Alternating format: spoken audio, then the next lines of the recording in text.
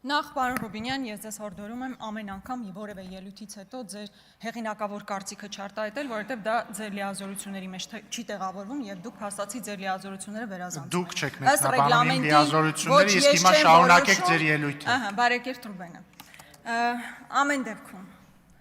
պարոն Սարգսյան, այստեղ եք։ Ես ուրախ եմ, որ ձեր քեռին լավ է, բայց ես նման զարմիկ ունի, տեղը տեղին տենդերներ բաժանում, խի պետք է վատ լինի։ Շատ ուրախ եմ, որ լավ է։ Հարցում եք իմ ամուսինը ինչպես է, շատ լավ է իմ ամուսինը։ Միայն ուզում եմ հասկանալ, իմ հնչեցրած մեղադրանք քննադատությանը դուք ինչով եք ինձ պատասխանում։ Ես ասում եմ, դուք համայնքի ղեկավար եք եղել եւ ձեր ղեկավարման ժամանակահատվածում ձեր քեռին տենդերներ ա ստացել։ Դուք ինձ ինչու եք մեղադրում։ Իմ գործողությունների կամ իմ կանդրադառնամ, իմ ընտանիքի անդամների կողմից իրականացված որ գործողությունն է ապօրինի կամ շահերի բախման տիրույթում։ Եթե որևէ անօրինական գործողություն ես կամ իմ ընտանիքի որևէ անդամ իրականացրել է, բայց այդ դատախազությունը ինչով է զբաղված, 5 տարի շարունակ ոնց հնարավոր է քրքրել են։ Ուզում եմ հասկանալ ձեր հնչեցրած հարցադրումների ելակետը որն է, որ ես որևէ հակաօրինական գործողություն եմ իրականացրել, բնականաբար ոչ։ Պոպուլիստական հայտարարությունը եկել ստեղից անում եք, բայց քանի որ նաև այսպես ընդգծված հարցադրումներ են, ես հարկ եմ համարում նաև դրանց անդրադառնալ, չնայած կարծում եմ, որ մեր ժողովուրդը արժանի է, որպեսզի ավելի քաղաքական բնույթի հարցադրումներ հնչեցվեն եւ պատասխաներ, բայց եւ այնպես ես այս տարիներին հասկացել եմ մի բան, որ եթե որևէ հարցադրում բաց ես թողնում, դա հետո այսպես կուտակվում է, ինչպես օրինակ Հեկի հարցով։ Հեկը 5 տարի հետ է կնգել, պարոն Սարգսյան։ 5 տարի այստեղ ասել են Աննա Գրիգորյանի հեկը, Աննա Գրիգորյանի հեկը, Արտուր Հովհաննիսյանի հետ էլ հիմա դատվում եք, ինչ եք եկել, նոր բան եք ուզում հայտնաբերել։ Նոր բան եք ուզում հայտնաբերել։ Ընդ որում ոչ թե ձեր կառավարությունը թույլ չի տվել, որ մենք հեկ կառուցենք, այլ ես ուղղակի 50% իմ մասնաբաժինը վաճառել գնացել եմ։ Հիմա չգիտեմ, այդ հեկը կառուցված է, կառուցված չի, process-ի մեջ է, process-ի մեջ չի։ Եկել ինչ եք ասում։ Կամ ասում Աննա Գրիգորյանի ամուսնու ընտանիքը պատմամշակութային արգելոց թանգարանից տարածք է վերցրել, այնտեղ սքո սրահ է բացել։ Պարոն Սարգսյան, դուք այդ տարածքը տեսել եք Ուրախ Հարամանյան Նարեկը։ Ինքը հո կապանից է։ Գոմ է եղել այդ տարածքը։ Չնայած պատմամշակութային արգելոց թանգարանն է պատկանել։ Քաղաքի ծայրամասում գոմ հիշեցնող տարածք է եղել։ Իմ ամուսնու ընտանիքը պայմանագիր է կնքել 4 տարով, ներդրում է իրականացրել, խոշոր ներդրում է իրականացրել։ Դարձել է սքո սրահ առաջինը կապանում։ Կապանցին չի ունեցել։ Հիմա ուզում եմ ասեմ, տեղ ինչու եք մեղադրում, որ մենք գոմ հիշեցնող տարածքում ներդրում ենք իրականացրել, պայմանագիրը սպառվել է, հետո դիմել ենք ընդ որում չեն էլ ավելացրել պայմանագիրը։ Այդտեղ հակաօրինական ինչ կա, ես ուզում եմ հասկանալ, էլի։ Ի վերջո հարցադրումներ հնչեցնում եք, պետքա որևէ տրամաբանություն ունենա, թե չէ։ Range Rover-ի հետ կապված Աստվածին։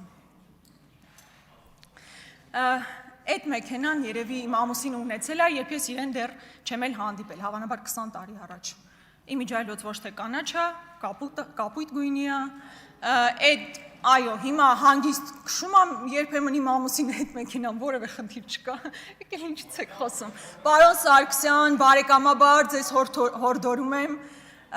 ավելի կարծում եմ ձեզ համար ավելի նախընտրելի կլինի խոսել կոկորդիլոսների մասին, այդտեղ դուք հաստատ ավելի բովանդակային եք եւ ավելի հետաքրքիր։ Շատ լավ։ Հիմա, պարոն Կոնջորյան, ամեն դեպքում օրվա հերոսը դուք եք, ձեր մասին պետք է խոսել։ Տեսեք, մեր հարցադրումները ձեր կնոջ հետ կապված, ձեր կնոջ պաշտոնի հետ կապված, որովհետև ձեր կնոջ հետ կապված մենք որևէ խնդիր չենք կարող ունենալ։ Այն տրամաբանության մեջ է, թե արդյոք քաղաքական կոռուպցիա կամ քաղաքական հովանավորչություն այդտեղ չկա։ Եվ բոլոր հիմքերը ունենք կարծելու, որ կա քաղաքական հովանավորչություն։ Ես չեմ բացառում, որ ձեր կինը նույնիսկ լավ մասնագետ է, նույնիսկ շատ լավ մասնագետ է, բայց արդյոք եթե ինքը չհանդիսանար Հայկ Կոնջորյանի կինը, կնշանակվեր այդ պաշտոնին, թե ոչ։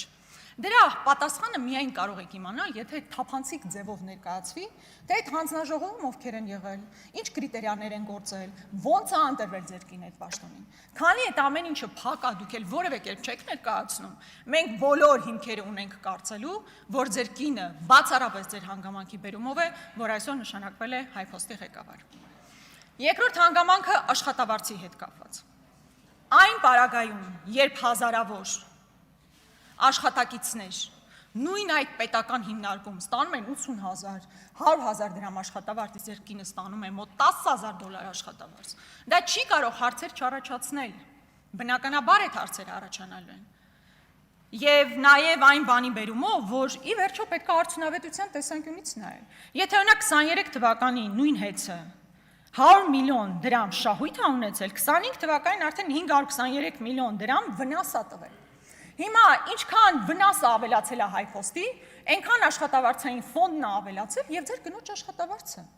Ամբողջ խնդիրը սա է, նույնիսկ եթե մտածենք, որ ձեր կինը թափանցիկ կերպով ընտրվել է հանձնաժողովի HiPost-ի ղեկավար, միևնույն է ինքը անարդյունավետ է գործել եւ քանի որ HiPost-ը պետական ձեռնարկություն է, մենք չենք կարող դրան չանդրադառնալ։ Եվ գիտեք, այստեղ $10,000 որ հնչեց, ինչ եմ ուզում հիշեցնել։ Եվ այստեղ հատկապես, պարոն Կոնջարյան, ուզում եմ ձեզ դիմել, որպես նախկինում քաղաքական մեծամասնության ֆրակցիայի ղեկավար, երբ ես տարիներ շարունակ այստեղից ասում էի, կան տասնյակ մարդիկ, ովքեր անիվ հիմնադրամում աշխատում են ու $10,000 աշխատավարձ են ստանում, պլյուս պարգևավճարներ, պլյուս խոշոր գործուղումներ եւ գործուղումների ժամանակ ստացած գումարներ, դուք գալիս ինձ փորձում եք հակադարձել, ասելով, որ նման բան չկա, կամ հողում եք կատարում, այսինքն թեման փորձում եք շեղել։ Այդ ժամանակ, երբ որ դուք ամեն քայլ ձեռնարկեիք, որպեսզի բացահայտվեին այդ գործերը, որտեղ ես հիմա զգում եմ, որ դուք բան եք անում, էլի, այսպես մի քիչ էլ խղճահարություն եք փորձում առաջացնել, որ բա գիտեք, իմ կինը ամենացածր աշխատավարձ ստացող բանն է, ղեկավարն է, տենց հազիվ յոլա ենք գնում այդ տրամաբանության մեջ, բայց եղել են տասնյակ մարդիկ, ու ես կարծում եմ ձեր նկատմամբ անարդար է, որ բոլորս գիտենք, որ ձեր կինը $10,000 է ստանում, ինչը ժողովրդի նկատմամբ անարդար է ևս, բայց նաև ձեր նկատմամբ անարդար, իսկ այն մարդիկ, ովքեր անիվ հիմնադրամում ծվարած $10,000 են ստացել տարիներ շարունակ ու վատնել են մեր քաղաքացիների գումարը, մենք մինչև այսօր չենք իմացել, բայց դուք ունեցել եք հնարավորություն ինչ որ ձև նպաստելու, որ դա բացահայտվի ու դա չեք արել։ Հաջորդը, պարոն Կոնջարյանի հետ կապված նաև մի դրվագ կար, ես ուզում եմ հիշեցնել, վերջինիս տան հետ կապված, եթե չեմ սխալվում, ինչ որ ձև դուք ժամանակին անդրադարձել եք, բայց քանի որ ձեր հարցն է քննարկվում, ես առաջարկում եմ դա ևս վերհիշել։ Պարոն Կոնջարյանը գնում է տուն, շատ լավ է, երջանիկ ապրեք այդ տանը, այն գնում է 54 միլիոն դրամով։ Հետքը, եթե չեմ սխալվում, այո, հետքը բացահայտել էր, որ նմանատիպ տունը այդ հատվածում արժե մոտ 75 միլիոն դրամ։ Այսինքն էականորեն ցածր։ Հիմա միգուցե որևէ մեկի մոտ հարց առաջանա, իբր այստեղ ինչ խնդիր կա, որ։ Խնդիրն այն է, որ եթե մինչև 55 միլիոն դրամով ես ձեռք բերվում տուն կամ բնակարան, ապա օգտվում ես եկամտահարկի հետ վերադարձի մասին օրենքից։ Պարոն Կոնջարյան, նախորդ ձեր կինն էլ այդքան բարձր աշխատավարձ է ստանում։ Դուք էլ շատ ցածր աշխատավարձ չեք ստանում, ինչպես մենք բոլորս։ Կարիք կար այդպես խաբել եւ այնպիսի գնով ձեռք բերել, որը էականորեն տարբերվում է, այսինքն դուք սխալ ինֆորմացիա եք ներկայացրել ամենայն հավանականությամբ։ Եվ վերջին դրվագը ձեր եղբոր հետ կապված բավականին քննարկվեց, երեք ես նույնիսկ տեսա, որ քննչականը համապատասխան վարույթն է նախաձեռնել երևի մեր քննարկումների ֆոնին։ Բայց ինչ է տեղ ունեցել, սիրելի հայրենակիցներ։ Այն, որ երկու անձի միջև խնդիր կար, այդ իրանց գործն է Աստված իրանց հետ։ Պարոն Կոնջարյան, ձեր եղբայրը երկար ժամանակ մեքենայով պտտվում էր եւ մեկ այլ անձի տան մոտով անցնելիս հայհոյում էր, սպառնում էր, բայց դա էլ հերիք չի։ Նրան ուղեկցվում է պարեկը։ Ինձ մի հատ խնդրում եմ բացատրեք, այդ ո՞նց է տենց ստացվում։ Միայն այն բանի բերումով, որ այդ մարդու ազգանունը Կոնջարյանը ինքը ունի այդ լիազորություններն ու առավելությունները, որ ինքը չլիներ Կոնջարյան Հայկի եղբայրը, պարեկը իր հետևից այդպես կպտտվեր ու կպաշտպաներ այն ժամանակահատվածում, երբ ինքը գնացել է ուրիշի ընտանիքին է սպառնացել, ու ավելին դուք իմացել եք այդ ամեն ինչի մասին եւ որևէ քայլ չեք ձեռնարկել։ Այս շուխուրից հետո միայն քննչականը որոշել է, որ պետքա ինչ որ քրեական վարույթ նախաձեռնի։ Շատ բաներ կար ասելու, բայց ավարտվեց։ Ֆրակցիաանից հավանաբար ես չեմ խոսի, բայց ուզում եմ պաշտոնապես ասել, որ մենք չենք մասնակցելու Հայ Կոնջարյանի ընտրությանը։